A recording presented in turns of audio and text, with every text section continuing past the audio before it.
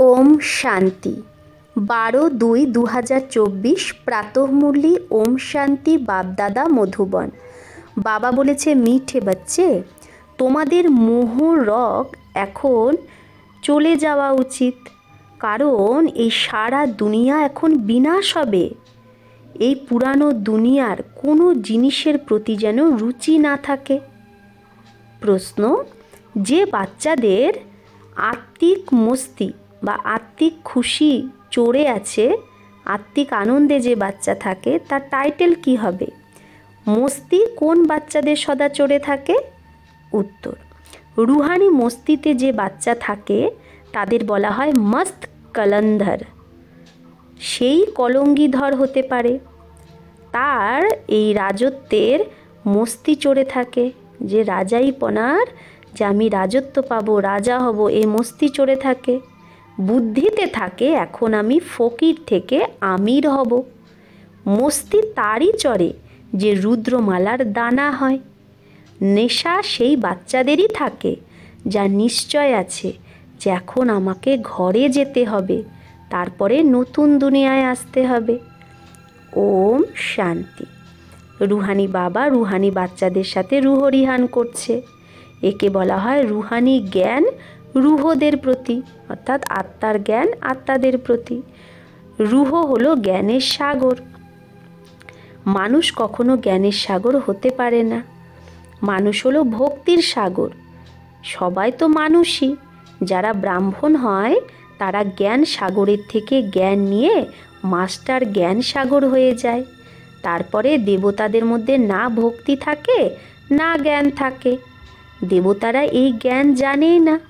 জ্ঞানের সাগর এক পরমপিতা পরমাত্মাই, তাই তাকেই হীরের মতো বলা হয়।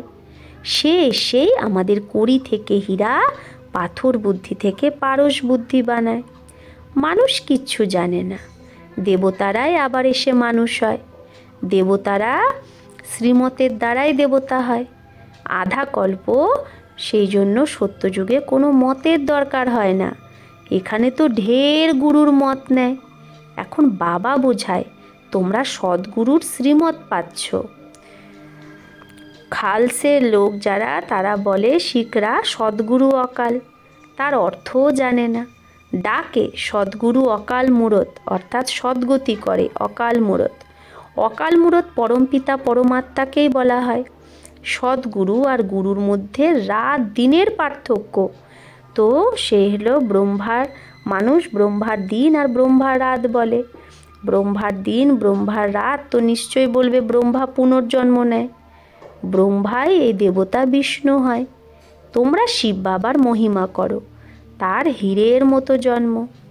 এখন তোমরা বাচ্চারা গৃহস্থ ব্যবহারে থেকে পাবন হও। তোমাদের পবিত্র হয়ে তারপরে এই জ্ঞান ধারণ করতে হবে।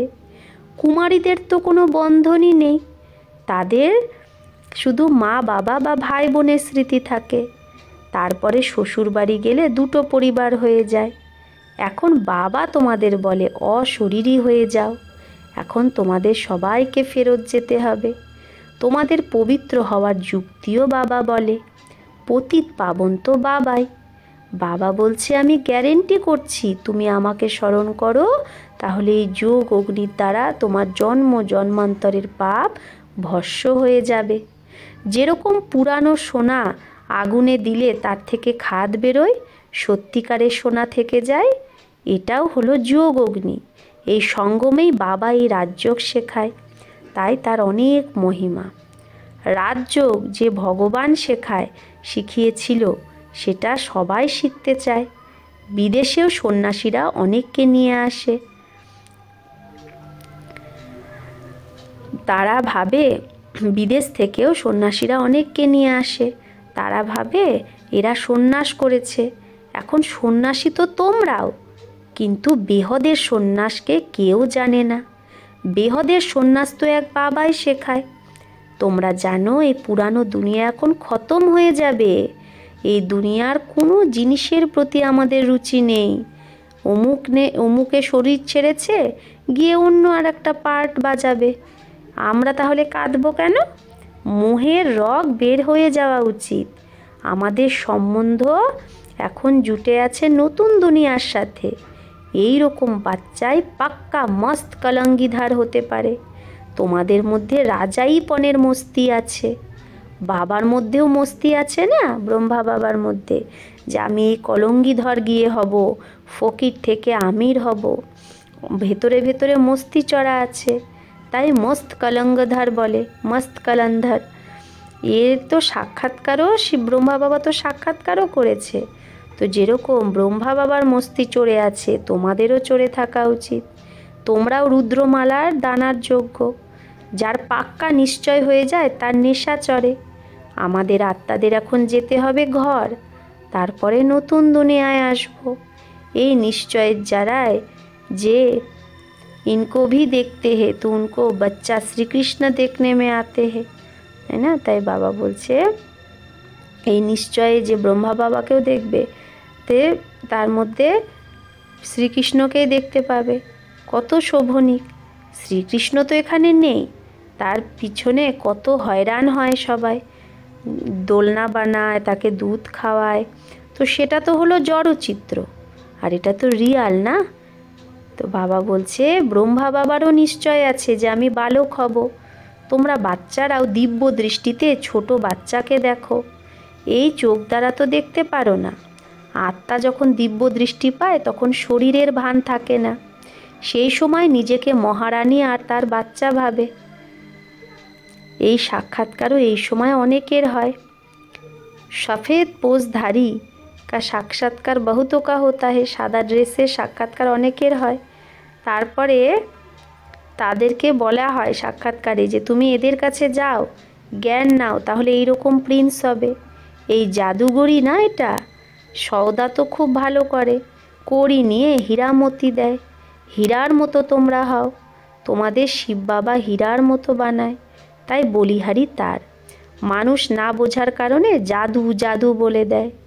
যে আশ্চর্যবৎ ভাগন্তি হয়ে যায় সে গিয়ে উল্টো সুল্টো শোনায়। এই রকম অনেকেই ট্রেটার হয়ে যায়।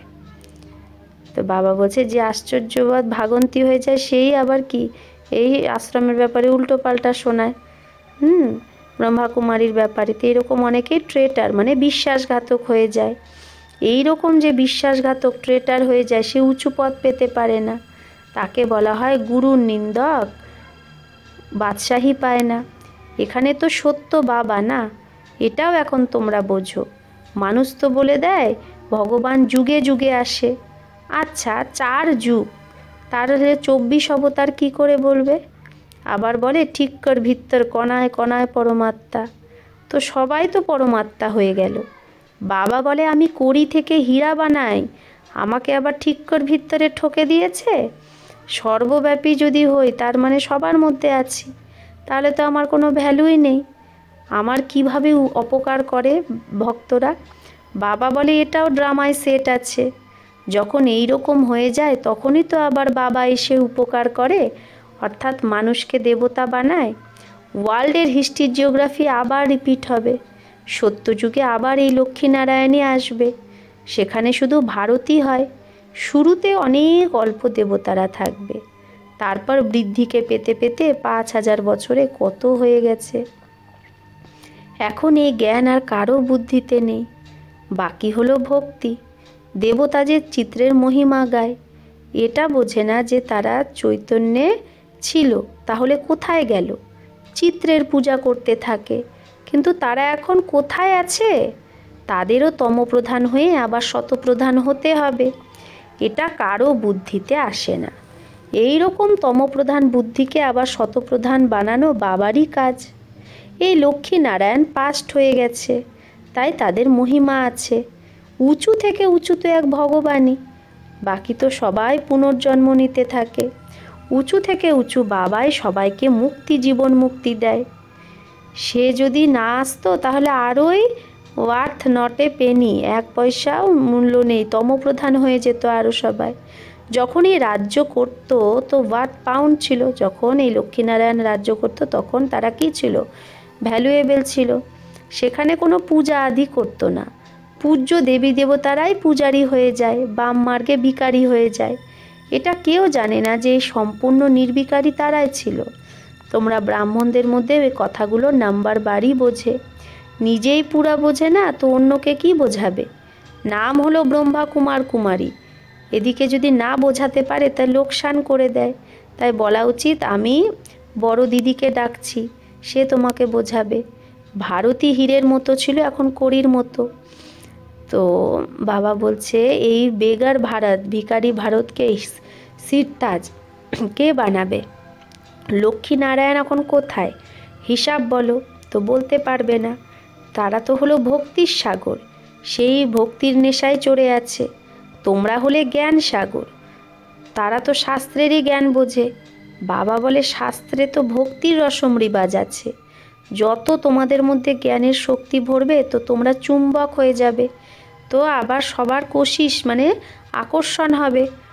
এখন সে আকর্ষণ নেই, তাও যথাযোগ যথাশক্তি যত বাবাকে ইয়াদ করে, এরকম না সদৈব বাবাকে ইয়াদ করো, তাহলে তো এই শরীরও থাকবে না। এখন তো অনেককে পরিচয় দিতে হবে, পেয়গাম্বার হতে হবে। তোমরা বাচ্চারাই পেয়গাম্বার হও, আর কেউ হয় না। ক্রাইস্ট আদি এসে ধর্ম স্থাপন করে, তাকে পেয়গাম্বার বলে না। তাদের খ্রিশ্চান ধর্ম স্থাপন করে, আর তো কিছু করে না। তারা কারো শরীরে আসে, তারপরে পরে অন্যরা আসতে থাকে। আর এখানে তো এটা রাজধানী স্থাপন হচ্ছে। যত দিন যাবে তোমাদের সবকো সাক্ষাৎকার হোগা, তোমাদের সবার সাক্ষাৎকার হবে যে আমরা কি হব, এইরকম বিকর্ম করেছে, আমি এই বিকর্ম করেছি, এগুলো সব সাক্ষাৎকার হবে। সাক্ষাৎকার হতে দেরি লাগে না। কাশি কলবট খায় একদম দাঁড়িয়ে কুয়ার মধ্যে ঝাঁপিয়ে পড়তো, এখন তো গভর্নমেন্ট বন্ধ করে দিয়েছে। তারা ভাবে ওই রকম কুয়ার মধ্যে ঝাঁপ দিয়ে মুক্তি পাবে। বাবা বলে মুক্তি তো কেউ পায় না, অল্প টাইমে যেন কি সব জন্মের সাজা একসাথে পেয়ে যায়, তারপরে নতুন করে আবার হিসাব কিতাব শুরু হয়। ফেরত তো কেউ যেতে পারে না, কোথায় গিয়ে থাকবে? আত্মাদের সিজরাটাই তো তাহলে বিগড়ে যাবে। নাম্বারবার আসবে, তারপরে তো যাবে। বাচ্চাদের সাক্ষাৎকার হয়, তবেই তো এই চিত্র আদি বানায়। 84 জন্মের সারা সৃষ্টিচক্রের আদি মধ্য অন্তের জ্ঞান তোমরা পেয়েছো। আবার তোমাদের মধ্যেও নাম্বারবার, কেউ খুব মার্কসে পাশ করে তো কেউ কম। 100% নাম্বার তো কারোরই হয় না। 100 নাম্বার এক বাবাই পায়, ব্রহ্মা বাবা, সেটা তো কেউ হতে পারবে না। অল্প অল্প পার্থক্য হয়েই যায়, একই রকমেরও হতে পারে না। কত ঢের মানুষ, সবার ফিচার্স নিজস্ব। আত্মা সবাই কত ছোট বিন্দু, মানুষ কত বড় বড়, কিন্তু ফিচার্স একজনের আর একজনের সাথে মেলে না। যত আত্মা আছে ততই আবার হবে, তবেই তো সবাই ওখানে ঘরে থাকবে পরমধাম। এটাও ড্রামা বানানো আছে, এতে একটুও 19-20 হয় না। একবার যে শুটিং হয় সেটা আবার দেখবে। তোমরা বলবে 5000 বছর আগেও আমরা বাবার সাথে মিলেছিলাম, 1 সেকেন্ডও কম বেশি হয় না। ড্রামা না? যার এই রচয়িতা রচনার জ্ঞান বুদ্ধিতে আছে তাকে বলা হয় সদর্শন চক্রধারী। বাবার সাথে থেকেই এই নলেজ পাওয়া যায়। মানুষ মানুষকে জ্ঞান দিতে পারে না। ভক্তি শেখায় মানুষ, জ্ঞান শেখায় এক বাবা। জ্ঞানের সাগর তো এক বাবাই, তাহলে তোমরা আবার জ্ঞানের নদী হও। জ্ঞান সাগর আর জ্ঞান নদীর থেকেই তো মুক্তি, জীবন মুক্তি পাওয়া যায়। সেটা তো হলো এমনি জলের নদী, পানি তো সদৈব, জল তো সদা আছেই, জ্ঞান পাওয়াই যায় সঙ্গমে। তো বাবা বলছে জলের যে নদী সেটা তো ভারতেই বয়, বাকি তো এত সব শহর সব শেষ হয়ে যাবে, খণ্ডই থাকে না। বর্ষা তো পড়বে, পানি পানি মে যাকার পড়তে হে, यही ভারত হোগা, তাই না? তাই যেন জলে জলময় হয়ে যাবে, এটাই ভারত হবে। এখন তোমরা সারা নলেজ পাচ্ছ, এটা হলো জ্ঞান, বাকি হলো ভক্তি। হীরার মতো এক শিব বাবায়, যার জয়ন্তী মানানো হয়। জিজ্ঞেস করা উচিত শিব বাবা কী করেছে?